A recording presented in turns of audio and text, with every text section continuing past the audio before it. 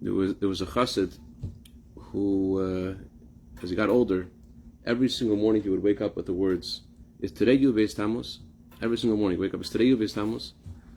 And this yeshiva student who was taking care of him, middle of Hanukkah one day, he decided to tell him, "Yeah, today is Yud Beis Tammuz." Now this elderly gentleman was bedridden. He wasn't able to get out of his bed. When this boy told him, "Today is Yud Beis Tammuz," so he got up out of his bed and he came back later. This boy who was taking care of this older man, he's not in his bed. The guy had not been out of his bed in months. He wasn't physically able to get out of the bed. And he found him in the shul, and he was learning, and he was davening, and he was like, "How in the world did you get out of bed?" He said, "What do you mean? Today is Yud Beis Tammuz. Yud Beis Tammuz is a different kind of day. There's the way things are in a regular way, in a regular day. Then there's the way things are on Yud Beis Tammuz. Today is Yud Beis Tammuz. It's not just Yud Beis Tammuz on Hanukkah. Today is real Yud Beis Tammuz." So today is a day when, as the previous Rebbe said, it's a day of redemption. And it's not just a redemption for the previous Rebbe, as he said, not only did God redeem me on this day, but He also redeemed all those who love the Torah, all those who cherish mitzvahs, even those who are merely nicknamed Jews. Everyone experiences redemption. On the surface, what the previous Rebbe was saying was that since he was the one responsible for orchestrating all of the different schools and mikvahs and centers in Soviet Russia, so when he was arrested, that paralyzed all of his work, and when he was freed, that allowed the work to continue. But he wasn't just referring to that time and those circumstances. He said that on this day, the day of the 12th of Tammuz, this is a day of redemption, a day of freedom, a day when Hashem allows us all. This is truth. These are the words of the Rebbe, words of absolute truth. Emes Lamite. That Hashem allows us all to be totally free from who we were before, and to reveal who we really are and what we're really about. That's how powerful today is. But there are a lot of questions that people sometimes ask, and they let those questions fester in their heart, and they stay for a long time. And those questions sometimes could prevent you, because they've just been there around such a long time and haven't been addressed. It's possible that questions could just paralyze you and prevent you from being the way you're supposed to be. So today is a special day where we could focus on being free, being really who we're meant to be. Good Yantif. And it's something that a few of you were asking in the last couple of classes, which I wanted to focus on tonight in that theme. There might be more room over here, wherever more you're comfortable.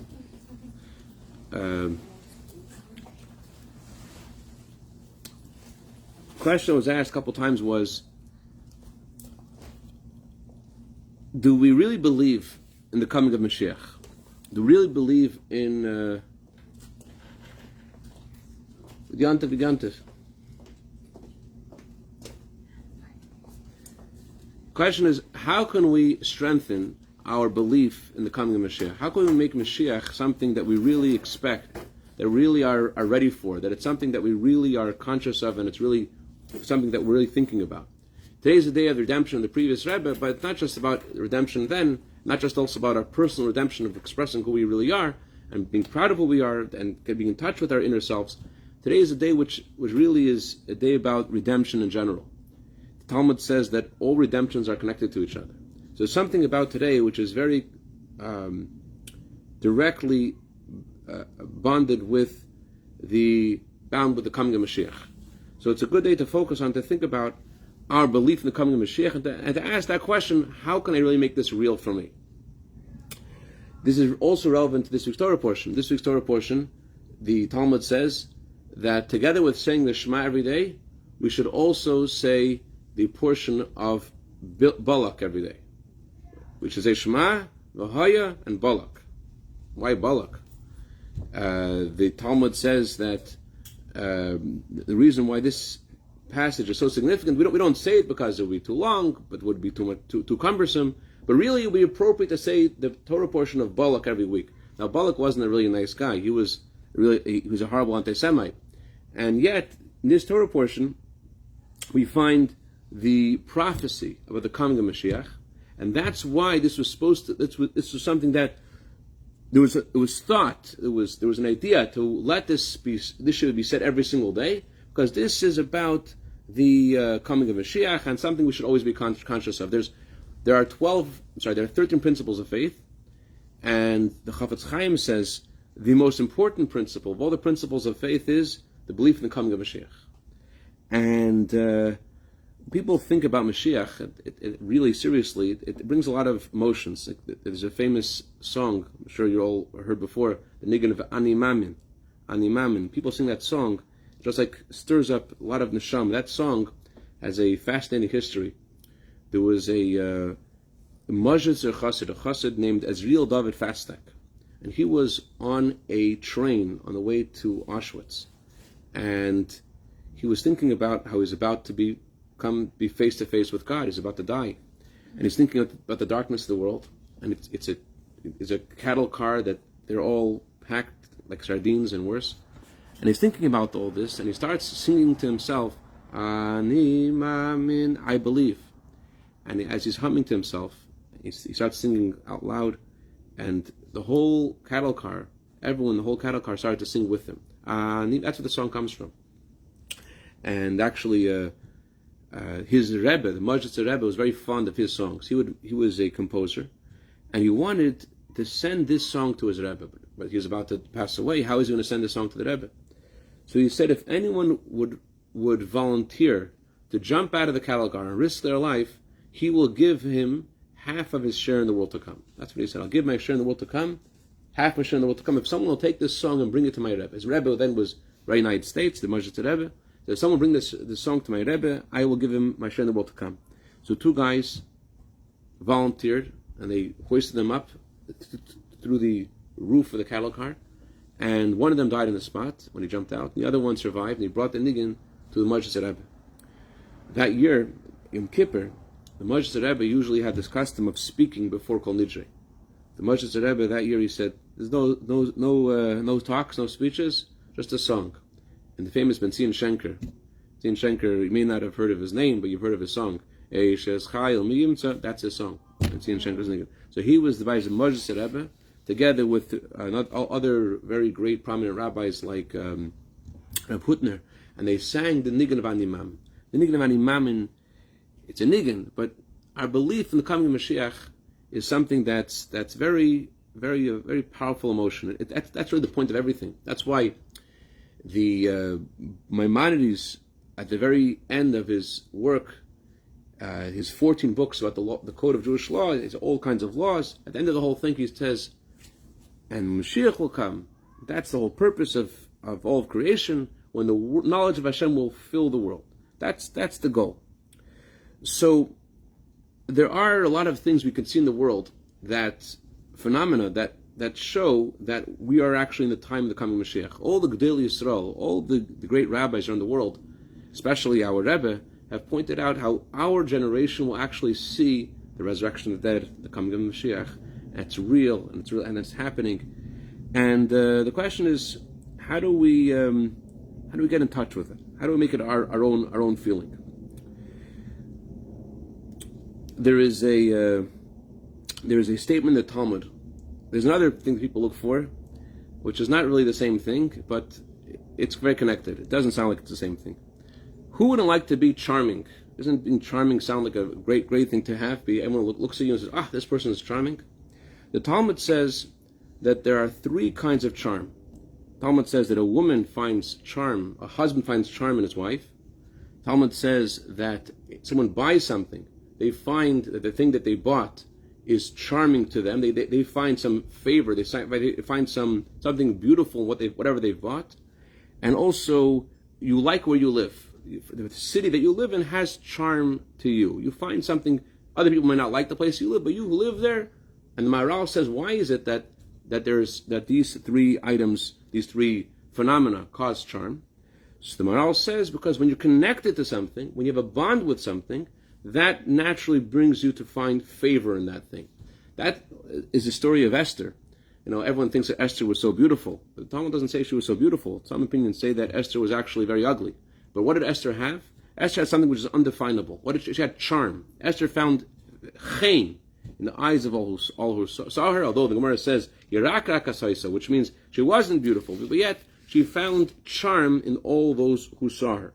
So, what is this charm element, and how do we get it? It seems like something that everyone would like to have, but what is it? And it's not really something you could define. It's not beauty. It's something else, because you could be beautiful and not have the charm. You could have charm, not the beauty. So what is it? You're not going to like this story, but I'll tell it to you anyways. You heard the first half of the story. You never heard the second half, because people are usually nice. They don't want to say the second half of the story, but I'm not so nice. And also I want to bring out a point. So I am nice. It's a nice point. It's a good point. You know the famous story of Rabbi Akiva. Rabbi Akiva's wife, Rachel, had a lot of sacrifice to support him. Her father said that if you marry the shepherd, you'll never come back to my house. We're familiar with the story, right? And she lived in poverty for a year with Rabbi Akiva until he became the great Rabbi Akiva. So there was one incident that happened later on. Rabbi Akiva felt really bad for his wife, she was suffering so much, and he said to his wife, I promise you that one day I will buy you the Golden Jerusalem. The Golden Jerusalem, according to some opinions, was sort of like a crown that was in fashion at that time. And he told his wife, one day I will get you that Golden Jerusalem. And sure enough, he became the great Rabbi Akiva, and he had been inspired because one morning his wife, instead of having the great bed and mattress that she had at home, she was sleeping on the straw, and the straw got into her hair. And he felt so bad for his wife seeing the straw in her hair, as she was such a wealthy family. He said to her, I'm going to one day get you this Golden Jerusalem. So he got her the Golden Jerusalem. The other half of the story is, what's Golden Jerusalem? It's a kind of crown with the according to some, it was the image of Jerusalem etched into this crown, a picture of Jerusalem. Rabbi Gamliel's wife didn't really appreciate that Rabbi Akiva's wife had this Golden Jerusalem. And she went to her husband, and she said to her husband, how come I don't have a Golden Jerusalem? So, I'm saying this story in a very incorrect way, because we're talking about holy tzaddikim that we can't imagine who they really are. But there is something of the story that we can relate to. The response of Rabbi Akiva, the response of Rabbi Gamliel. Rabbi Gamliel said that it's hard for us to really to understand jewelry this way nowadays. Who you buy jewelry if you have to afford jewelry? Jewelry is everyone jewelry is part of fashion. You wear jewelry, but in the time of the Talmud, jewelry was sort of like the Hebrew. The word for jewelry means truth. Tachshitin kshoit, truth. So jewelry is something which is meant to be in touch with and to reveal your inner chen, your inner beauty. So Rabbi Akiva said, Rabbi Gamliel, his wife, she had sacrificed for him for so many years, and that's why she has a Golden Jerusalem. It's something not that you're worse than her, not that she's better than you, but this is something about her mission. She has her unique mission, and because this is her unique mission, that's why she got this Golden Jerusalem. She had to have this kind of sacrifice that you didn't need to have. So this kind of jewelry is meant for her chen. It won't do anything for you. In other words, he wasn't saying to her, you don't deserve it. He's saying this won't do anything for you, because your beauty and your charm is something else. Because what charm really is think about companies. There are some companies that let's say a company that sells hats, let's say. There's some hats that everyone needs. Everyone needs a certain kind of hat. Or some company that sells bags, a certain kind of bag. Everyone needs this kind. This is a bag which is very practical. Now, those companies that sell an item that everyone needs won't necessarily make it big. Their company won't necessarily be very successful. Why? Because it's just regular. It's just a regular thing that everyone needs. You know how you make it big? You have a few diehard fans of your product, and when they're a few diehard fans of your product, and they're meshuggah, they're crazy, but they say, this is what we need to have. Like I know some diehard fans of Trader Joe's semi-sweet chocolate chips. It's coming back into. And I don't even like chocolate chips, but I know that I have to get. If I go to Trader Joe's, if I find those chocolate chips, I don't think they have arrived in Los Angeles yet. I know I have to get it. They haven't already. Okay, Baruch Hashem. So it makes them so excited, because there's some people that this is amazing. So that makes other people okay. We'll go along with that. Chen, favor, charm, grace means to be in touch with your inner beauty. Trying to copy someone else's humor, trying to copy someone else's looks, trying to copy someone else's intelligence isn't chen. Chen is when you're connected with your inner self, when you're connected with what you have inside. That's what chen means. Chen means your inner charm, which is when trying to copy someone else. It's like there was a famous tailor. He was really a good tailor, and this guy paid a lot of money to buy a suit, and unfortunately, the suit that he made for this guy was really off. He's a famous tailor, but he made a mistake. So the guy wanted a refund. The guy paid him a lot of money. He said, "I want a refund." So the tailor didn't want to admit his mistake. So he says, listen. I am this guy who makes these incredible suits. My suits cost $20,000. Do you know what kind of suit I made for you? He says, "Why? Look at this. The jacket is too small, and the pants are too small." You're wearing the jacket wrong. To wear the jacket like this, then the jacket will fit. And you have to walk like that, and then it will fit. And the guy walks out of the shop, and he's walking like this. And the little boy's walking with his dad, and he says, "Dad, what an amazing tailor. That guy is so crippled in so many ways, and that tailor made a suit that fits him exactly perfectly." In a similar way, there are a lot of things that we do that have nothing to do with us. Like people often, unfortunately, talk about what someone said. They go, "This person said this." And it's not about you. It's just you're into what someone else said, and people like to follow what other people are doing. They're not concentrating necessarily on what they're really about. I'll tell you where I'm going. There is a chassid, the Rebbe. His name is Rabbi Mulul. He is an emissary of the Rebbe in France. He once brought a group of people to the Rebbe, and one of the people he brought with him was a little bit insane. It's a lot of Jews like that, but this guy was a little bit more than a little bit insane. He was actually I'm sorry, I shouldn't say insane. He had actually special needs. He wasn't a regular person, and among his special needs was he thought he was Mashiach. And he told everyone on the flight, "I'm going to see the Rebbe," and the Rebbe is a tzaddik. He certainly knows that I'm Mashiach. So he comes into the Rebbe's room, and Rabbi Groner spoke to Rabbi Malul. He says, "Listen, I don't speak French. My job is to make sure that there's decor over here, that everyone doesn't take the Rebbe's time unnecessarily. The Rebbe may need to speak to him about something, even though he's not so normal, but that's what the Rebbe does. He helps everyone. But if I need to pull him out, let me know. Let me know if this guy's overstayed his welcome. So you stay in the door. Listen, I don't speak French. Let me know when it's time to." So the guy comes in the Rebbe's room. He has this briefcase explaining. He has when he spoke to Elijah, when he spoke to my angel Michael, when he spoke to my Malach Gabriel, and all the various revelations that he had and prophecies that he had, and he shows this to the Rebbe. He says, "Rebbe, I am Mashiach, and here I just want to, you're familiar with all this, right?" And the Rebbe asked him if he puts on tefillin, and he said, "No, he doesn't put on tefillin." So the Rebbe said, "But Mashiach is someone who restores all the Torah mitzvahs. Mashiach must put on tefillin." So he said, "Okay, I'll put on tefillin." So the Rebbe said, "Do you keep kosher?" He said, "I don't keep kosher." They said, "When you eat something, it becomes part of your flesh and blood. Mashiach has so a person who brings purity to the world. You have to. Mashiach has to keep kosher." He said, "Okay, I'll keep kosher." So they told him, I think there's a third mitzvah. It's of Shabbos as well. Keep Shabbos, kosher, and put on tefillin, and keep this for a while, and you'll come back, and then the Rebbe said, "Then you will be Mashiach." That's what the Rebbe said. So he walked out of there. And he was like, felt like $1 million. Yep, you guys all were laughing at me, weren't you? But what really happened over here? Is he really the Mashiach? Is he the guy? Is he Mashiach? It seems like, you would think maybe, that the Rebbe just wanted to use it. Rebbe's an opportunist. They wanted to use an opportunity to help this person keep mitzvahs.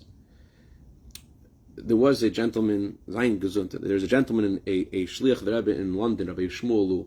Rabbi Shmuel Lu, he once was in an audience with the Rebbe, and right before he had visited the Rebbe, he had met someone who was very critical about the Rebbe's policies. One particular policy that made a lot of people very upset was the Rebbe's policy about Mio Yehudi. The Rebbe said in order to convert to Judaism, you have to be converted according to halacha. And Israel, unfortunately, for many years, going back and forth among different political, the Knesset, and it's not the way it's supposed to be right now, but that was one of the wars that fought, is that Israel should make sure that conversion should only be according to Jewish law. So this guy was very critical about this. And out of nowhere, they asked Rabbi Lu, "Have you met this person recently?" Yes. So how is he doing? So he had to say, I met him, and he says that the Rebbe is making a lot of mistakes about this and about that, and about Mir Yehudi.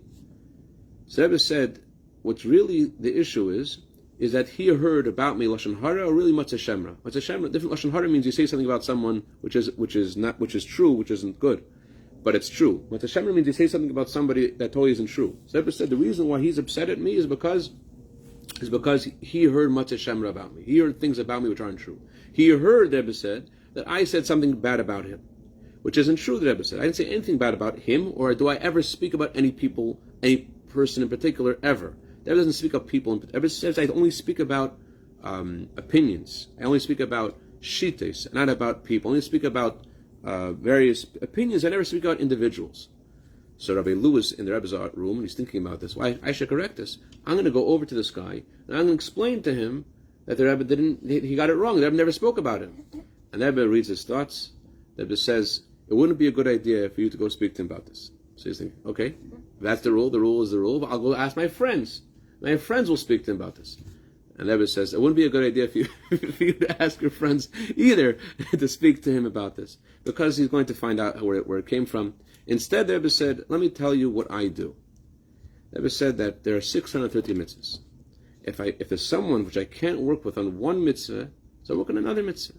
In other words, whatever Hashem shows us is a message for us to see, is a message for us. So I always work with what I can. So it's true. That's true. That story sentiment. That story is true. That the Rebbe does look for a way to this person has something in him that's motivating, so it should be used. But the Rebbe is also, as I said before, emes amite, truth of truth. So there's something the Rebbe said is absolutely true about this person being Mashiach, and really all of us being Mashiach. There's a prayer that we said a little more than a month ago on Shavuos, when the Ark is opened. We said the following. We said, may this verse be fulfilled in us. Which verse? There's a verse that says about Mashiach. Hashem, the Spirit of God should rest upon it. And we ask Hashem, when the Ark is opened 3 times a year, or 4 times a year, Rosh Hashanah also, we ask Hashem, please let me have this Spirit of Mashiach. Let me be the Mashiach. What are we asking? We're not meant to be Mashiach. And the answer is, the Chernobyl Rebbe explains, every single Jew has a spark of Mashiach in him. And we're asking Hashem that this spark of Mashiach, which is in us, this should be revealed. This should be something that we're in touch with. This should be who. So this guy who was in the Rebbe's room, that was saying, he is Mashiach. Every Jew is Mashiach. That was telling him how to get in touch with that Mashiach element in him, the part of Mashiach, which is really Mashiach.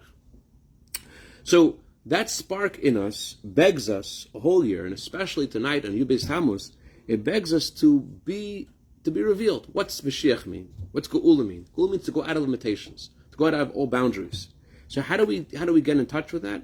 So as we discussed last time, it's by learning about Mashiach. When you learn about Mashiach, you strengthen that spark of Mashiach in you, and that allows you to go beyond your boundaries and to really live in sync with the way your future self, with the way you're going to be in a moment after Mashiach comes.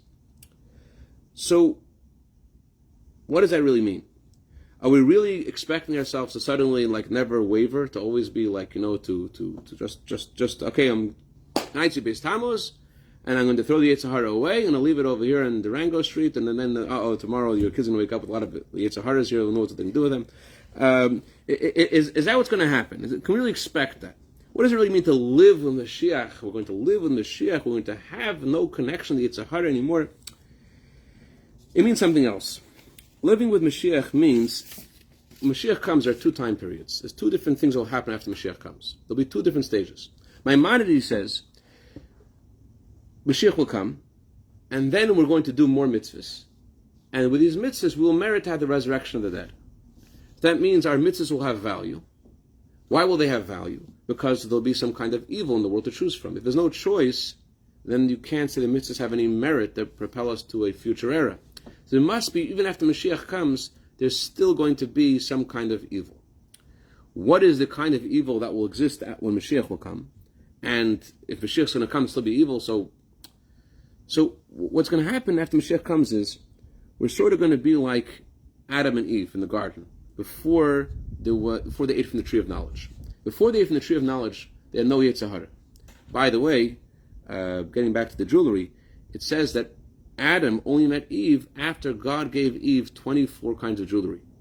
So the idea of being like after the coming of Mashiach means that we're in sync with the Kishutim, with our truth, with our inner self, that there's no Yetzer Hara inside us. But in 1 second, if Adam and Eve didn't have Yetzer Hara, then how did they eat from the tree? How did they eat from the tree if they didn't have Yetzer Hara? What was the tree of knowledge called? The tree of knowledge is called, okay, I just said it. It's called the tree of knowledge. The tree of knowledge is the Eitz Hadas. What's the meaning of the Eitz Hadas? Adam knew about the tree before he ate from the tree. But there's knowing and there's knowing. The Hebrew word das doesn't just mean you know about something. It means you have some kind of connection to it. You have some kind of affinity to it. That there's some kind of relationship you have with it. You can know about something, like you know that there are people which are cannibals, but you probably can't identify with them. You know there are people which like to eat blood, eat grasshoppers, but you probably can't identify with them. So, in a similar way, Adam and Eve, before the sin of the tree of knowledge, they had no das. They had they knew about evil, but evil was something which was distant from them. Something which they had no. That something didn't have anything in common with it. It wasn't important to them. Once they ate from the tree of knowledge, then evil became something that they identified with, and worse, good became looked at as if good and bad became mixed together. So good became looked at as bad, and bad became looked at as good, because they're all mixed together. You couldn't tell what's light and what's darkness, what's good and what's bad. That's what the tree of knowledge, the sin of the tree of knowledge caused. So living with Mashiach means trying to live in a state where there is no Yetzer Hara inside you. Doesn't mean that there isn't the Yetzer Hara, there's no evil in the world. It means that you don't identify with it. You don't feel an affinity to it. There's a guy with a very hard time with anger, very hard time with rage. He tried different kinds of things. He tried medicines. He tried group therapy. Nothing really helped him. A friend of his, he had to be a mean friend, but it was a very nice thing to do. He took a video of him, and he was in rage, and he brought him into this home theater, the big screen, and he played the video for him. The guy saw himself with his face, red and angry, and he saw himself with his face like crooked, and that took away from him this rage to a certain extent. To a certain extent, that level of rage that he had reached before, he no longer had that anymore. It was because he identified clearly what this is, and he doesn't want any part of it. It made him realize this is not something I want to have a part of. It's not something which I want to be connected to. So we should remind yourself, Ayin Raya, Eisen Shamas. There's always someone watching. Hashem is watching. They'll keep us on track. So living with Mashiach, living in that state of Geula, is saying to yourself that you having this ambition to really be true to who you really are inside, and saying there are stuff going on in the world. People talk about stuff, but is that what I want? Is that me? Is that me? It's an identity. You say to yourself, this doesn't matter to me. This is not important to me. I don't want to hear about other people's stories. I'm not going to get swept away with what other people are doing. It's a sort of kind of it's little by little uprooting from ourselves this connection, this identification with the lower, more base instincts in ourselves.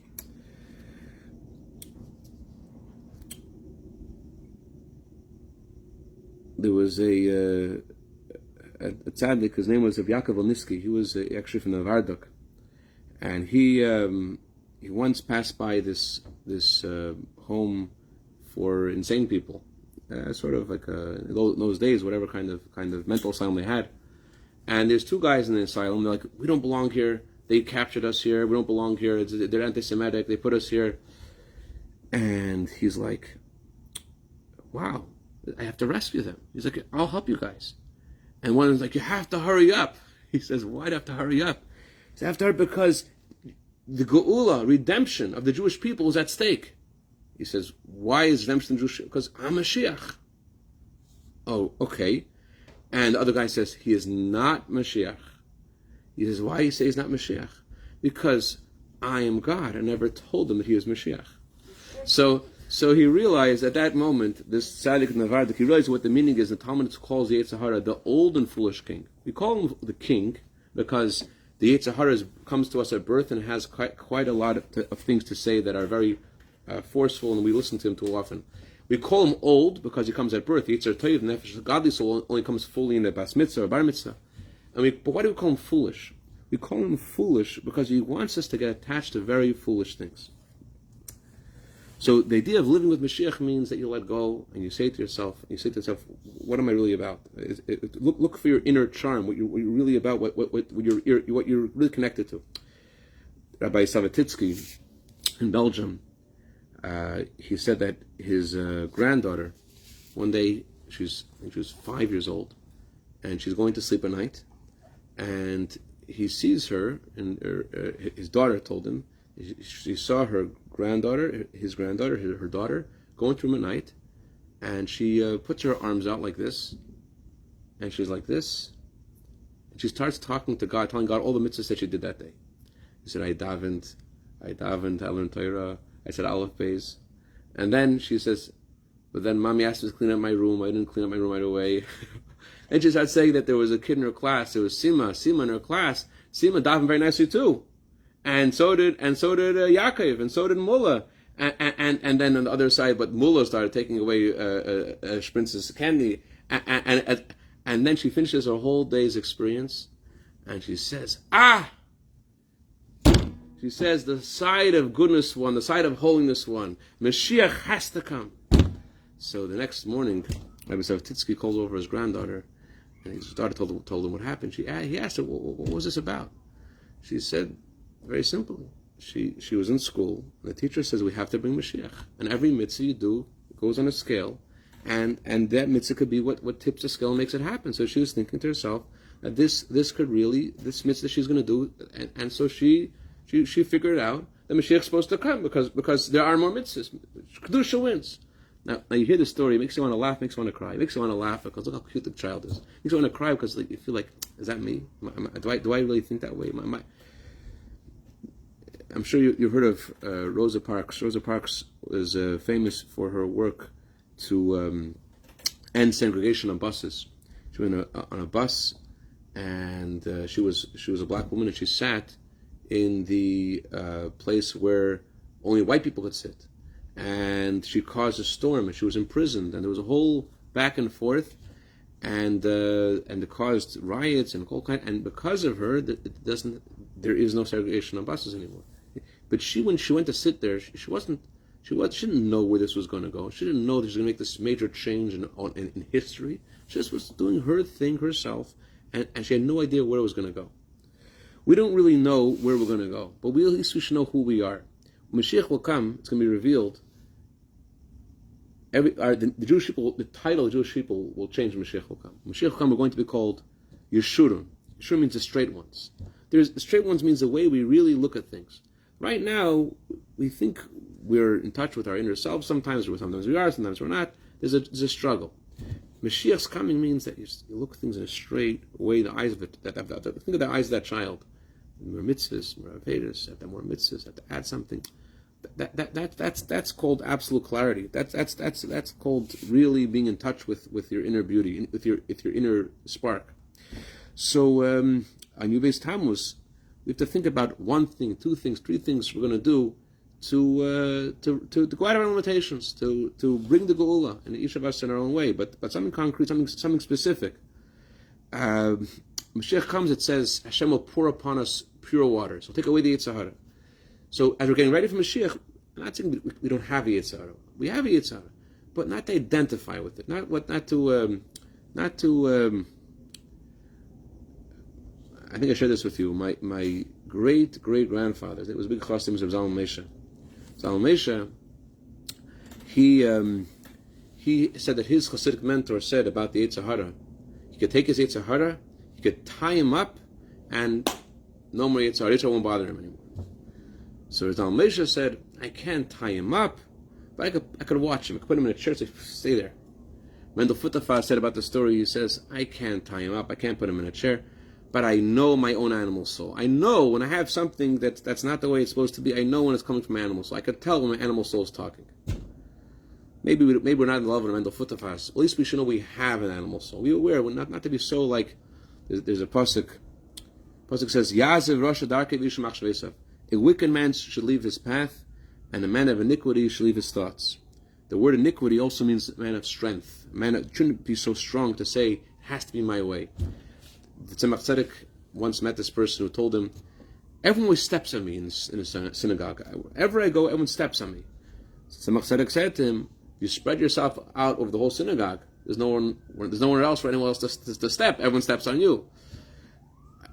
I met this gentleman a few weeks ago, and he was telling me about the hardship he's having in his marriage and stuff like that.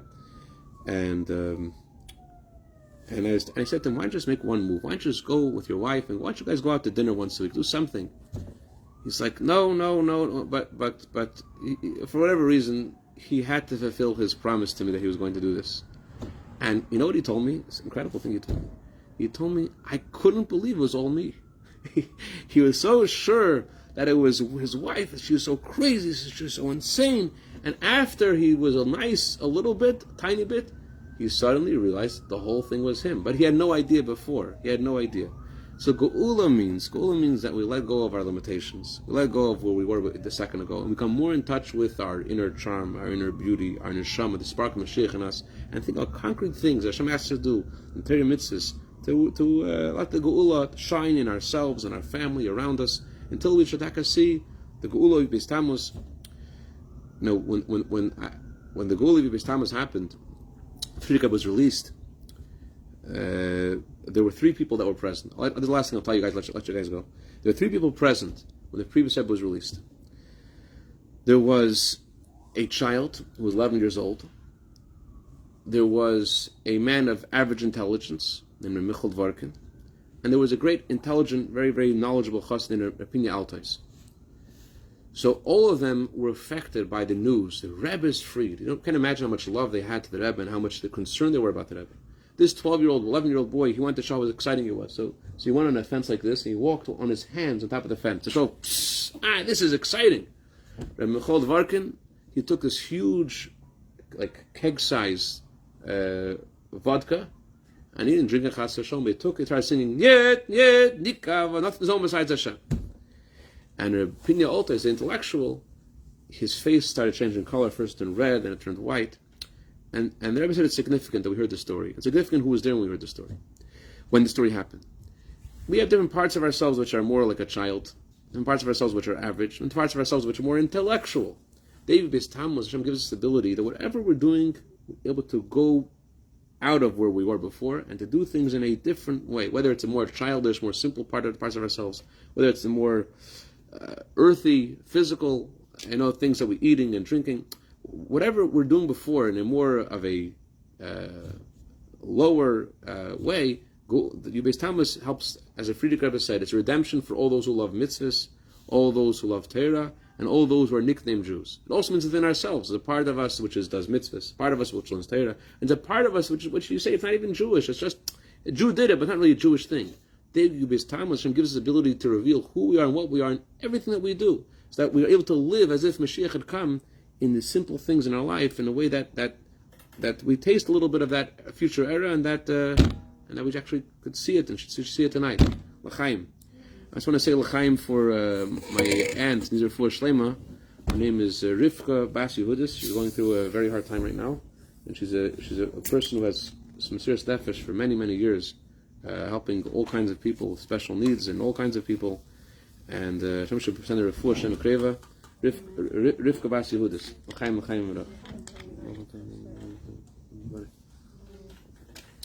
Any questions, comments? Yes. I have a question. Yes. Why do we celebrate Yud Beis and Yud Gimel? Okay, very good.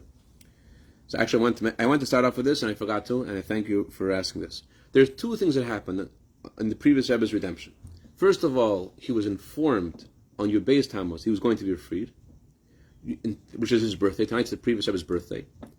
And since that day was a Russian holiday, so he couldn't actually be physically freed because the papers couldn't be delivered that day. But they informed him tomorrow he'll be freed. So those 2 things are significant.